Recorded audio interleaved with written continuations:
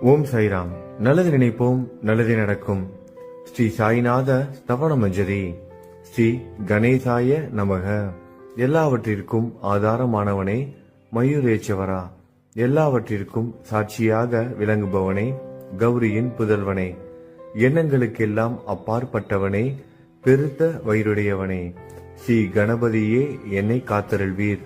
நீ எல்லா பூதகணங்களுக்கும் முதல்வன், தலைவன். எனவே கணேசன் என அழைக்கப்படுகிறாய். நீ எல்லா சாஸ்திரங்களாலும் ஏற்றுக்கொள்ளப்பட்டவன்.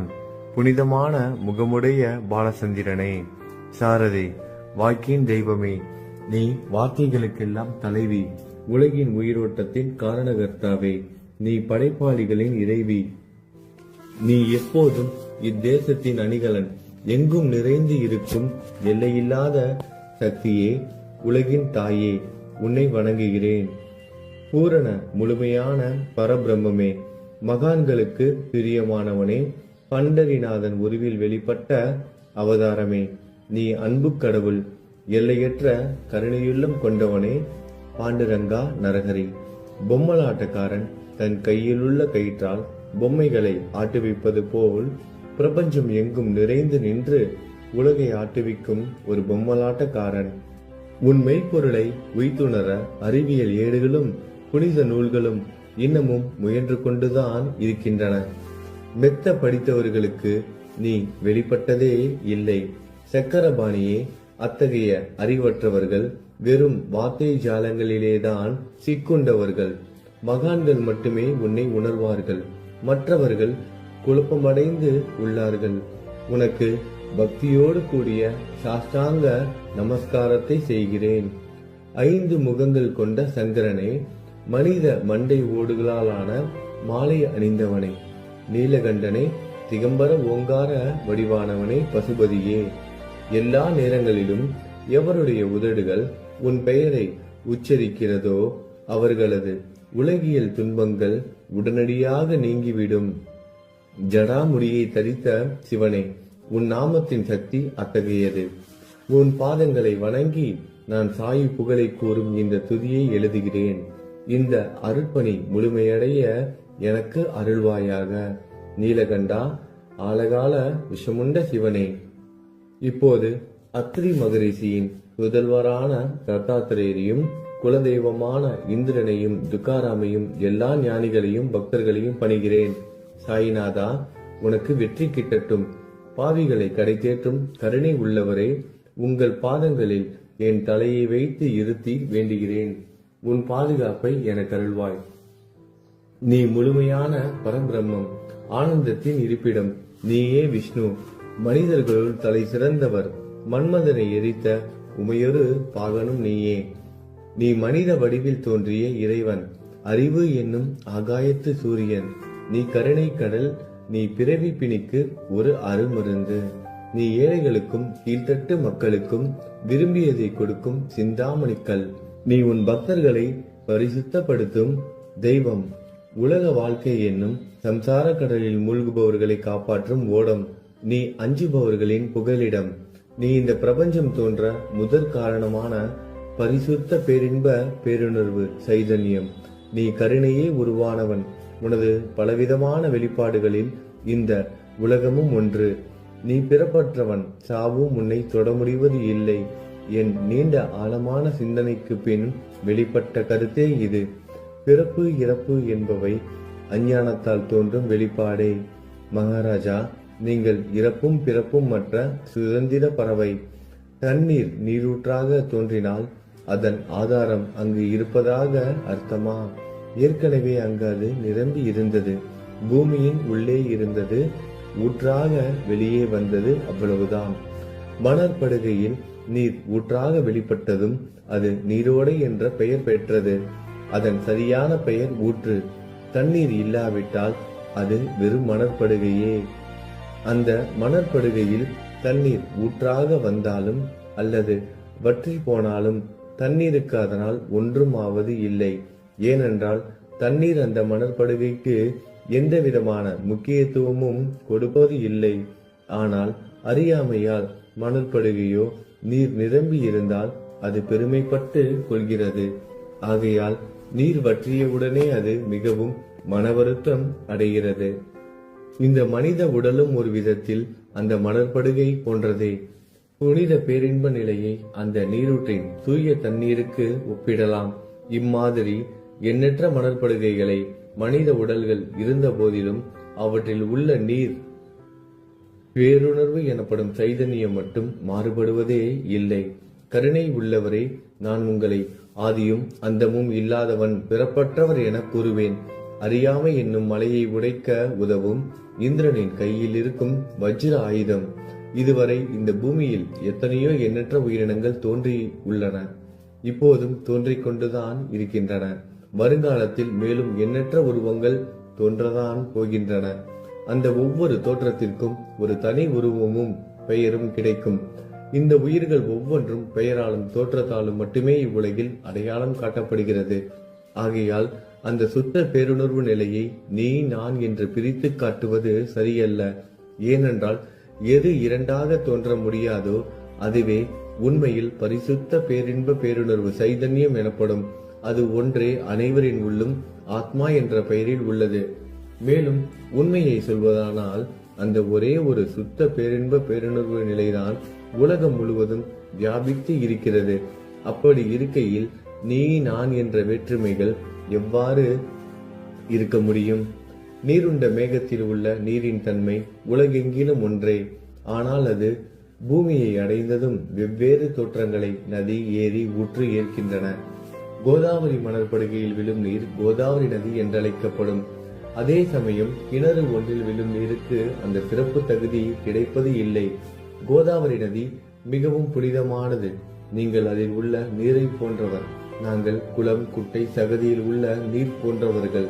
நம் இருவருக்கும் இடையே உள்ள வித்தியாசம் இதுதான். உங்கள் வாழ்வின் குறிக்கோளை அடைவதற்கு நாங்கள் உங்களிடம் வர வேண்டும். கூப்பிய கரங்களுடன் சரணடைய வேண்டும். ஏனென்றால் நீங்கள் ஒருவரை புனிதத்தின் உறைவிடம். புனிதமடைந்த கோதாவரி நதி மணற்பரப்பில் மழை நீர் பாயத் தொடங்கும் பொழுது அந்த நீர் புனித தன்மையை அடையும். அதை வெறும் தண்ணீராக மட்டும் கருதினால் அந்த தண்ணீர் தான் எல்லா இடங்களிலும் இருக்கிறது. கோதாவரி நதி தீரம் முழுவதும் புனிதமாக கருதப்பட்டது. பூமியின் அந்த மணற்பகுதி அதன் புனித தன்மையை நிர்ணயம் செய்கிறது. தான் பழகும் மக்களின் தன்மைக்கேற்ப மக்கள் குணம் மாறுபடுகிறது. புனித ஆத்மாக்களின் சிறுகையால் அவர்களுடன் சேருபவர்களின் ஆத்மா ஒளிவிடத் தொடங்குகிறது. இல்லாவிட்டால் அது மாசுபட்டே இருக்கும். நீருண்ட மேகத்தில் நின்று கீழே விழுந்த நீரின் புனித தன்மையை எந்த பூமியின் பகுதி மாற்றவில்லையோ அந்த பகுதியை சாஸ்திரம் அறிந்தவர்கள் கோதாவரி என்று கூறுகிறார்கள். மற்ற பகுதியில் விழுந்த நீர் அந்த பகுதியில் உள்ள மண்ணின் குணத்தை ஏற்றுக்கொண்டது, புனித தன்மையை இழந்தது. மேகத்தில் இருந்த பொழுது பரிசுத்தமாக இருந்த நீர் அசுத்தமாகவும் கசப்பாகவும் உப்பாகவும் மாறிவிட்டது. 6 வித உட்பகைகளை அகற்றி காமம், கோபம், பேராசை, வெறுப்பு, அகங்காரம், பொறாமை புனித உடலெடுத்து வந்த குருதேவா தங்களை புனித மகான் என்று அழைப்பதே சால பொருந்தும். ஆகவே நீங்களே புனித கோதாவரி. நீங்கள் கூடம் போடப்பட்டதாலேயேதான் நான் உங்களை புனித கோதாவரியாக உருவகம் செய்கிறேன். இயங்கும் அத்தனை படைப்புகளிலும் நீங்கள் சிறப்புற முதன்மை பெறுகிறீர்கள். பிரம்மா உயிர்களை படைக்க ஆரம்பித்ததிலிருந்தே உலகம் தோன்றியது முதல் கோதாவரி நதி இருக்கிறது. நீர் நிறைந்து பாயும் அந்த நதியில் இன்று வரை தண்ணீர் வற்றியதே இல்லை. ராவணனின் எதிரியான ராமர் கோதாவரி நதியின் கரைக்கு வந்தபோது ஓடிக்கொண்டிருந்த தண்ணீர் இன்று வரை அதே இடத்தில் எப்படி இருக்க முடியும் என்று சற்றே யோசித்து பாருங்கள். கோதாவரி நதியின் மணற்படுக்கை மட்டும் அதேதான். தண்ணீர் கடலை சென்றடைந்து விட்டது. ஆனால் அந்த கோதாவரி நீர்ப்படுகையுடன் புனிதத்தன்மை மட்டும் என்றுமே மாறாமல் இன்று வரை அப்படியே உள்ளது. ஒவ்வொரு வருடமும் பழைய நீர் வெளியேறி புதிய நீர் அதற்குள் பாய்கிறது. உங்களுக்கு தெரிந்த வாழ்க்கை நீதிதான் அது. ஒரு நூற்றாண்டை ஒரு ஆண்டாக கணக்கிட்டால் அந்த நூற்றாண்டில் தோன்றிய முனிவர்கள் பாயும் நீரை போன்றவர்கள். அவர்களில் மிகப்பெரிய மகான்கள் அந்த நீரில் தோன்றும் அலைகள் போன்றவர்கள். இந்த புனித கோதாவரி நதியில் முந்தைய நூற்றாண்டுகளில் சனாதர், சனதர், சனந்தனர் போன்ற மகான்கள் வெள்ளமாக தோன்றினார்கள். பிறகு நாரதர், தும்ரு, துருவன், பிரகலாதன், மகாபலி சக்கரவர்த்தி, சபரி, அங்கதன், வாயுகுமாரனான அனுமான், விதுரர், கோபர்களும் கோபியர்களும் வெள்ளமாக தோன்றினர். இவ்வாறு இன்று வரை கடந்த நூற்றாண்டுகள் ஒவ்வொன்றிலும் ஒன்றன் பின் ஒன்றாக மகான்களாகிய வெள்ளம் தோன்றியது. அவற்றை எல்லாம் என்னால் ஞாபகப்படுத்தி கூற முடியவில்லை. சாய்நாதா, இந்த நூற்றாண்டில் 19ஆம் நூற்றாண்டு புனித கோதாவரி நதியில் சந்தேகத்திற்கு இடமில்லாமல் நீங்கள் வெள்ளமாக பாய்ந்தீர்கள். எனவே உமது தெய்வீகமான பாதங்களை வணங்குகிறேன் மகாராஜா. நான் செய்யும் தவறுகளை உங்கள் கவனத்தில் வைத்துக் கொள்ள வேண்டாம் என மன்றாடி கேட்டுக்கொள்கிறேன். நான் ஒரு எளியவன், அறியாதவன், தீய குணங்கள் கொண்ட மிகப்பெரிய பாவி. என்னை புறம் தள்ளி விடாதீர்கள், கைவிட்டு விடாதீர்கள். மட்டமான உலோகத்தையும் தங்கமாக மாற்றும் சக்தி கொண்ட ரசவாதக்கல் இரும்பினுடைய இயற்கையான தன்மைகளை பொருட்படுத்துவது இல்லை. கோதாவரி நதி தன்னுள் கலக்கும் சிறு ஓடைகளை திருப்பி அனுப்புவது இல்லை. அநேக தீய குணங்களை என்னுள் கொண்டவன் நான். உங்களது கருணை மிகுந்த பார்வையால் அவற்றை சடுதியில் அழித்து விடுங்கள். இது மட்டும்தான் உங்கள் அடிமையான தாசனுவின் வேண்டுகோள். ரசவாத கல்லின் தொடர்பு ஏற்பட்டும் இரும்பின் இயற்கை தன்மைகள் அளிக்கப்படாவிட்டால் குருதேவா, அது ரசவாத கல்லின் பெருமைக்கு இழுக்கு அல்லவா? என்னை பாவியாகவே இருக்கும்படி விட்டு விடாதீர்கள். தங்களை குறைவாக மதிப்பிட்டுக் கொள்ளாதீர்கள். நீங்கள் ரசவாத கல், நான் இரும்பு. எனக்கு ஏற்படும் இழிவுகள் தங்களுக்கு ஏற்படும் இழிவுகள் அல்லவா? ஒரு குழந்தை தவறு செய்து கொண்டேதான் இருக்கிறது. ஆனால் அதற்காக தாயார் கோபமடைவது இல்லை. இதை தாங்கள் நினைவில் வைத்துக் கொண்டு எனக்கு உங்கள் அருள் ஆசிகளை தாருங்கள். சத்குரு சாய்நாதா, நீங்கள் எனது கற்பக விருட்சம், சம்சார கடலை கடக்க உதவும் கப்பல்.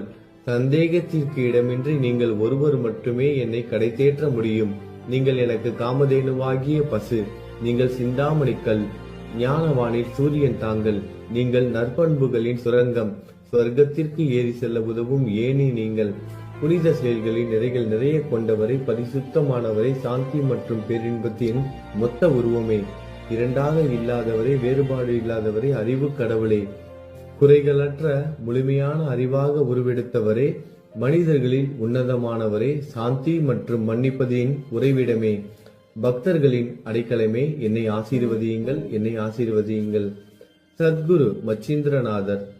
கலியுகம் ஆரம்பித்தவுடன் மகாவிஷ்ணுவால் உலகம் உய்ய அனுப்பப்பட்ட 9 நாதர்களில் ஒருவர் நீயே.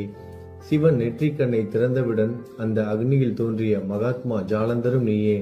நீங்கள் மகாராஷ்டிராவில் தோன்றி பக்தி மார்க்கத்தை பரப்பிய ஞானிகள் நிவர்த்திநாதர், ஞானேஸ்வரர், கபீர்தாசர், ஷேக் முகமது, ஏகநாதர். நீங்கள் போதவா தத்தகுருவின் குரு நீங்களே. பண்டரிநாதரின் அடியவர் சாவதா மாலி. நீங்கள் உண்மையில் ஆஞ்சநேயரின் மறு அவதாரம் ராமதாசர். நீங்கள் மகாராஷ்டிர ஞானி பாண்டுரங்கன் மீது அபகங்கள் என்னும் கீர்த்தனை நிறைய இயற்றிய துகாராம். சாயிநாதா, நீங்கள் முஸ்லிம் ஞானி ராம பக்தர். நீங்கள் தத்தாத்திரேயரின் மறு அவதாரம் மாணிக் பிரபு. உங்களது இன்றைய அவதாரம் தோற்றம் மற்றும் உங்களுடைய எண்ணற்ற தன்மைகளை புரிந்து கொள்ள உண்மையில் கடினமாக இருக்கிறது. உங்களது ஜாதி குலம் பற்றிய எதையும் நீங்கள் எவருக்கும் வெளிப்படுத்தியது இல்லை. சிலர் உங்களை முஸ்லீம் என்கிறார்கள், சிலர் உங்களை பிராமணர் என்கிறார்கள். கிருஷ்ணரை போன்று எண்ணற்ற தெய்வீக லீலைகளை செய்வதெல்லாம் உங்களுக்கு ஒரு விளையாட்டு. ஸ்ரீ கிருஷ்ண பரமாத்மாவை பார்த்து உயிர்த்துணர்ந்த பல்வேறு மக்கள் பலவிதமான பெயர்களிட்டு அவரை அழைத்தனர். சிலர் அவரை யது குலத்தின் அணிகலன் என்றார்கள். சிலர் அவரை மாடுகள் மேய்க்கும் இடையன் என்றனர். யசோதை அவரை பச்சிலம் குழந்தை என்றாள். கிருஷ்ணனின் மாமனாகிய கம்சன் அவரை மகா காலன், உயிரை குடிக்கும் யமன் என்றான். அர்ஜுனன் அவரை எங்கும் நீக்கமர நிறைந்துள்ளவர் என்றான்.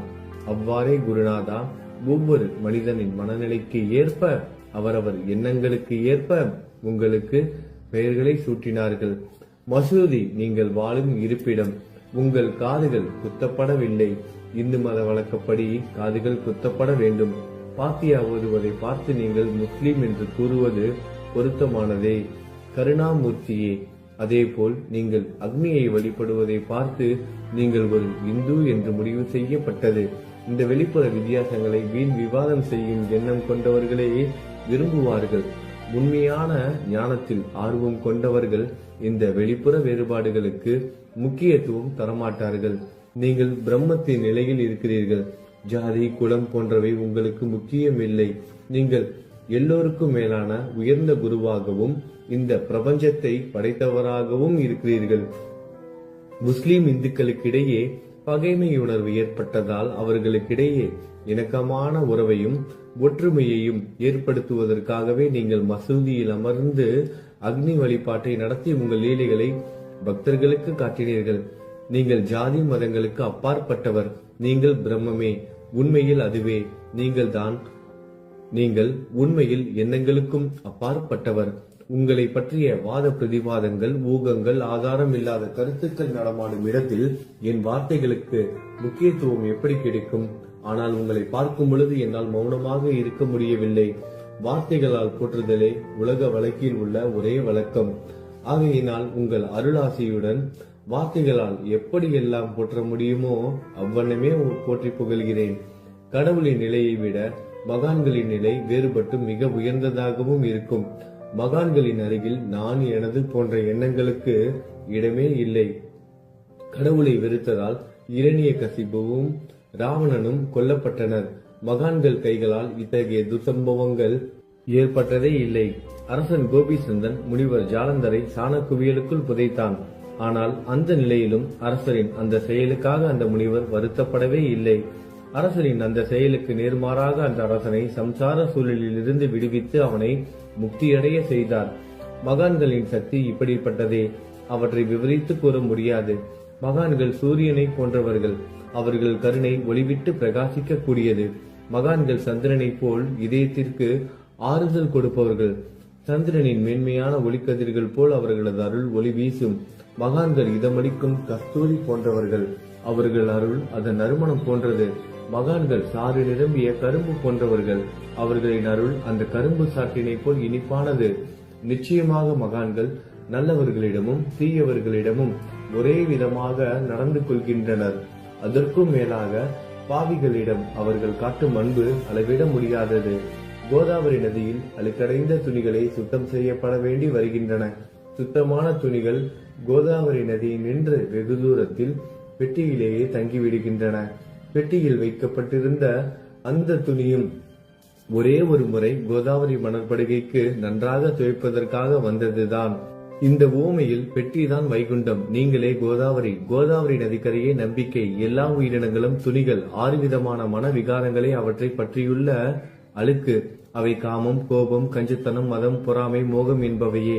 தங்கள் பாதார விந்தங்களை வணங்குவதை கோதாவரியில் செய்யப்படும் புனித குளியல் எல்லா பாவங்களையும் மன அழுக்குகள் போக்கி சமத்தரே எங்களை சுத்தப்படுத்தும். சம்சார வாழ்க்கையில் உழலும் மக்களாகிய நாங்கள் மேலும் மேலும் பாவம் செய்கிறவர்களாக இருக்கிறோம். எனவே மகான்களின் தரிசனம் பெறுவதற்கு நாங்கள் தகுதியுடையவர்கள் ஆகிறோம். கோதாவரி நதியில் தண்ணீர் நிரம்பி உள்ளது. படித்துறையில் துவைப்பதற்காக துணிகள் வருகின்றன. அவை துவைக்கப்பட்டு சுத்தப்படுத்தப்படாவிட்டால் அது கோதாவரி நதிக்கல்லவா இலக்கை தேடி தரும். நீங்கள் அடர்ந்த இலைகளுடன் கூடிய நிழலையும் குளிர்ச்சியையும் தரும் மரம். உண்மையில் நாங்கள் வழிபோக்கர்கள். எங்களை 3 வித துக்கங்கள், இயற்கை இடர்பாடுகளால் வரும் துன்பங்கள், நமது உடலுக்கு வரும் நோய் நொடிகள், அஞ்ஞானத்தால் நிரம்பிவிடும் பாவ மூட்டை எனப்படும் வெயில் சுட்டரிக்கின்றன. கருணாமூர்த்தியே, அந்த சுட்டரிக்கும் 3 வித தாபங்களின் வெப்பத்திலிருந்து எங்களை காப்பாற்றும். தங்கள் அன்பு மிகுந்த கருணை என்னும் குளிர் நிழல் இந்த சம்சாரம் என்னும் வாழ்க்கை கடலை கடக்க உதவும் தன்மை கொண்டது. மரத்தின் அடியில் அமர்ந்தும் ஒருவன் சூரியனின் சுட்டரிக்கும் வெப்பத்தை உணர்ந்தால் அந்த மரத்தை நிழல் தரும் மரம் என்று கூற முடியுமா? பாருங்கள், உங்கள் அருளின்றி இந்த உலகில் நல்லது என்பது ஏற்படுவது இல்லை. எனவே தர்மத்தை நிலைநிறுத்துவதற்காக சேஷசாயி பாம்பு படுக்கையில் இருப்பவனே அர்ஜுனனுக்கு நண்பனாக, வழிகாட்டியாக மற்றும் ஆன்மீகவாதியாக மாறினார். சுக்ரீவனின் அன்பினாலேயே விபீடனன் அரசன் ராமனின் நட்பை பெற்றான். ஸ்ரீ ஹரியும் மகான்கள் மூலமாகத்தான் பெருமை பெற்றார். பிரம்மம் உருவமற்றது. எனவே வேதங்களால் அதை வர்ணிக்க முடியவில்லை. பூமியில் அதை மனித உருவில் தோன்ற வைத்து மகான்கள் அதன் உருவமற்ற தன்மையை மாற்றினர். தாமாஜி என்ற பக்தருக்காக பாண்டுரங்கனை ஒரு தாழ்த்தப்பட்ட குலத்தில் பிறக்க வைத்தார். சோகமேளா என்ற பக்தருக்காக உலகின் தெய்வமாகிய இறைவனை இறந்த எருமைகளின் உயிரற்ற உடல்களை எடுக்க வைத்தார். மகான்களின் பெருமையை உணர்ந்த இறைவன் தண்ணீர் சுமந்து உழைத்தார். உண்மையில் மகான்கள் எல்லாவற்றையும் தாங்கும் சக்தியும் சச்சிதானந்த பிரபுவும் ஆகிய இறைவனின் எஜமானர்களே. இதற்கு மேலும் சொல்வதற்கு ஏதும் இல்லை. நீங்களே என் தாயும் தந்தையும். ஷீரடி கிராமத்தில் வசிக்கும் சத்குரு சாயிநாதா பாபா உங்கள் லீலைகளை எவர் ஒருவராலும் உண்மையிலேயே முழுமையாக புரிந்து கொள்ள முடியாது என்கிற போது சாதாரண மனிதனாகிய நான் எவ்வாறு அவற்றை விளக்க முடியும் என்று கூறுங்கள். எல்லா உயிரினங்களையும் காப்பாற்ற நீங்கள் ஷீரடிக்கு வந்திருக்கிறீர்கள். மண் அகல் விளக்குகளில் வெறும் தண்ணீரை ஊற்றி அவற்றை எரிய வைத்தீர்கள்.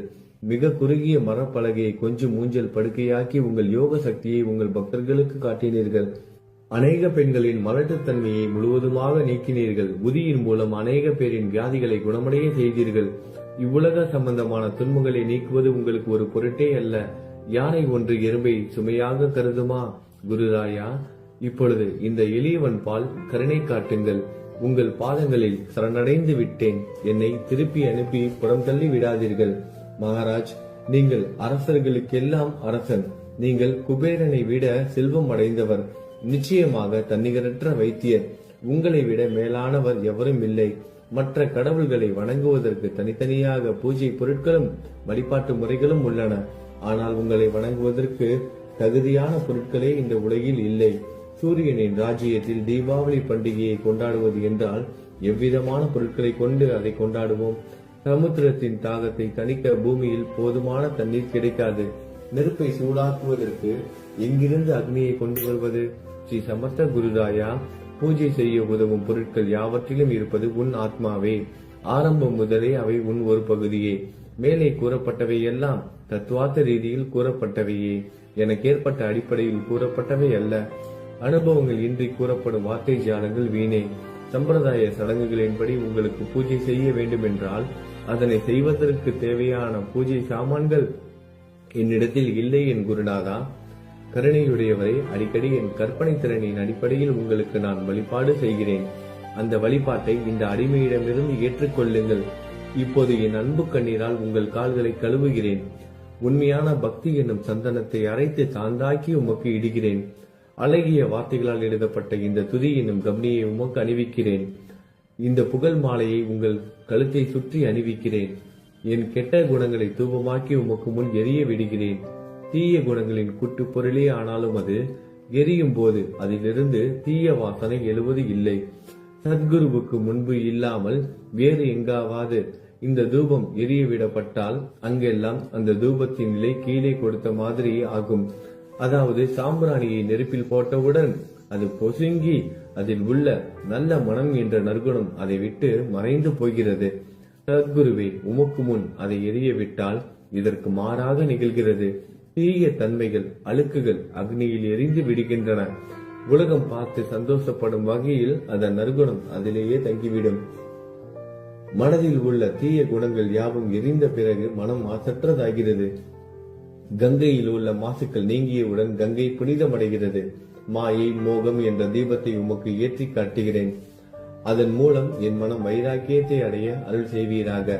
குருராயா, பரிசுத்தமான நம்பிக்கை என்ற சிம்மாசனத்தை நீங்கள் என்னுள் அமர்வதற்கு ஆசனமாக உமக்கு தருகிறேன். அதை பெற்றுக்கொண்டு எனது பக்தி என்ற நைவேத்தியத்தை ஏற்றுக்கொள்ளுங்கள். பக்தி என்ற நைவேத்தியத்தை ஏற்றுக்கொண்டு அதன் சாரத்தை எனக்கு கொடுப்பீராக. ஏனெனில் நான் உமது பால்குடி மாறாத பச்சிலம் குழந்தை. உங்கள் அருட்பாலில் எனக்கு உரிமை உண்டு. எனது மனதையே உமக்கு தட்சணையாக கொடுக்கிறேன். ஆகையால் நான் செய்யும் காரியங்கள் யாவற்றிலும் நான் செய்பவன் என்று உரிமை கொண்டாட முடியாது. ஏனென்றால் நினைக்கும் மனதை தான் உமக்கு அர்ப்பணித்து விட்டேனே. இப்பொழுது பணிவுடன் கூடிய பிரார்த்தனையோடு உங்களை சாஷ்டாங்கமாக நமஸ்காரம் செய்கிறேன். தெய்வீக சாயிநாதா, தயவு செய்து நீங்கள் அதை ஏற்றுக்கொள்ளுங்கள். 8 பிரார்த்தனைகள்.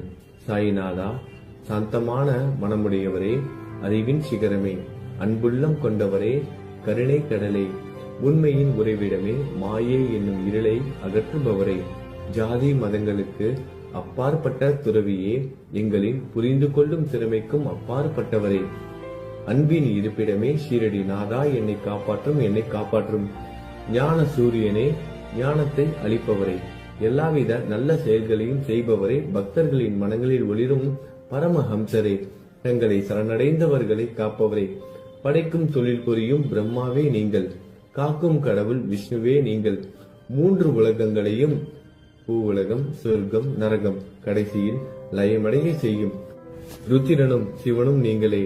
நீங்கள் இல்லாத இடமே இந்த பூமியில் ஏது? எல்லாம் அறிந்த இறைவன் நீங்கள். எங்கள் அனைவரின் இதயங்களிலும் வசிப்பவரும் நீங்களே. எனது எல்லா குற்றங்களையும் மன்னிக்க வேண்டும் என வேண்டி கேட்டுக்கொள்கிறேன். அலைகளாக வரும் சந்தேகங்களையும் மனமயக்கங்களையும் போக்குவீராகுக. நீங்கள் பசு, நான் புதிதாக பிறந்த இளம் கன்று.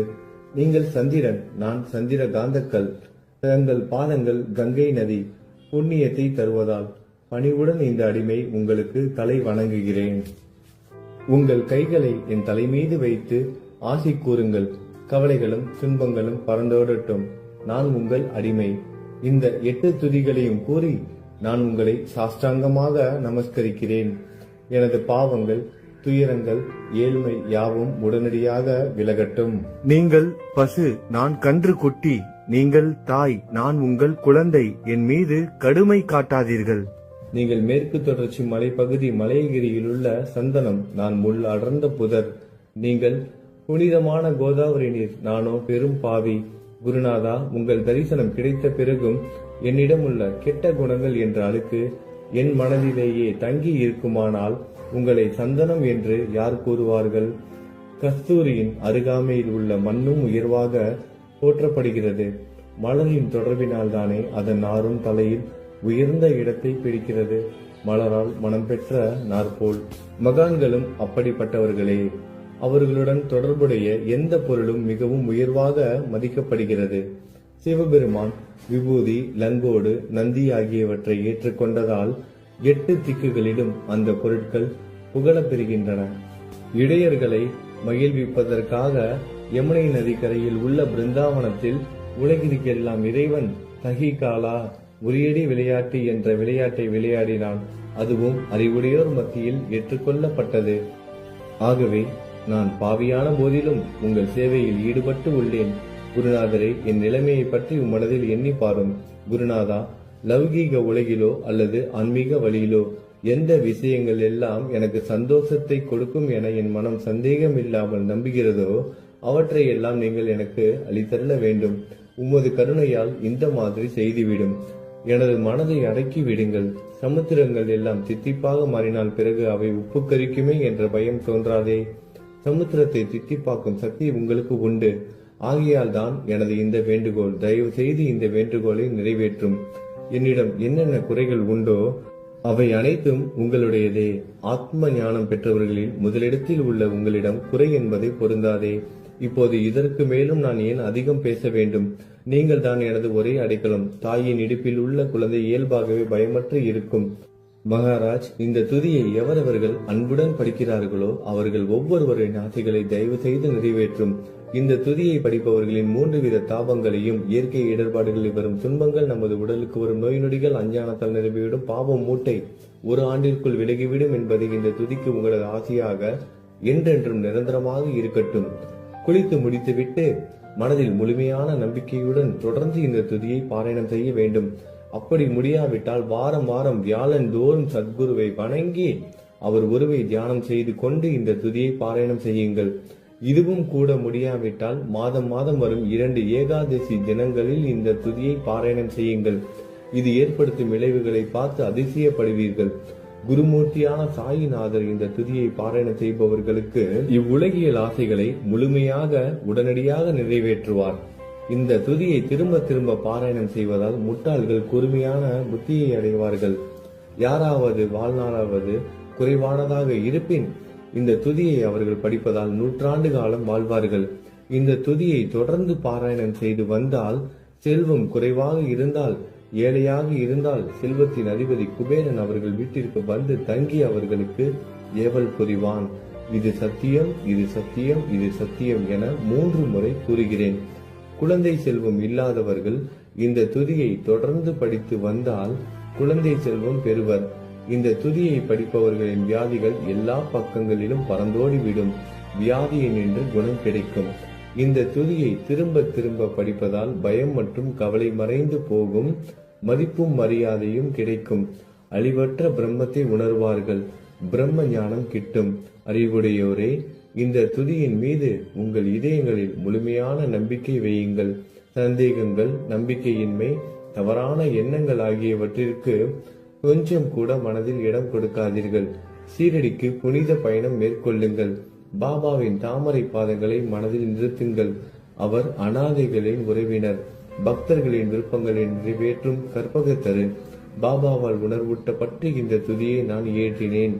இல்லாவிட்டால் எவ்விதமான முக்கியத்துவமும் இல்லாத என்னால் இந்த துதியை எவ்வாறு எழுத முடியும்? சக ஆண்டு 1840, ஆங்கில ஆண்டு 1918 புரட்டாசி மாதம் வளர்பிறையில் விநாயகர் சதுர்த்தி என்று திங்கட்கிழமை 2வது யாமத்தில் சூரிய உதயத்திற்கு முன் இந்த பாமாலை நிறைவு செய்யப்பட்டது.